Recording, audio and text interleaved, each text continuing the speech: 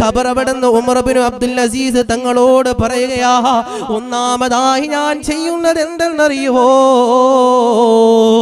ഈ പ്രസംഗിക്കുന്ന ഞാനെങ്ങാനും മരിച്ചു പോയി കഴിഞ്ഞാ എന്റെ നാടാകുന്ന 9-ാം മൈലിന്റെ പ്രദേശത്തേക്ക് എന്റെ ജനാസ കൊണ്ടുപോയിട്ട് ഖബറിലേക്ക് വെച്ച് കഴിഞ്ഞാ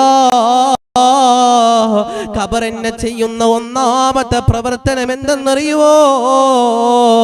ഒന്നാമതായി ഖബർ എന്നെ ചെയ്യുന്നത് എന്തെന്നറിയുവോ ഉമ്മമാര്? ഒന്നാമതായി ഖബർ എന്നെ ചെയ്യുന്നത് എന്തെന്നറിയുവോ ഉപ്പമാര്? അവിടുന്ന് ഖബർ വിളിച്ചു പറയുക, ആദ്യമാ മയ്യത്തിന്റെ കഫൻ തുണി ഞാനിങ്ങ പൊളിച്ച് കളയും തങ്ങളെ, പൊളിച്ച് കളയും തങ്ങളെ.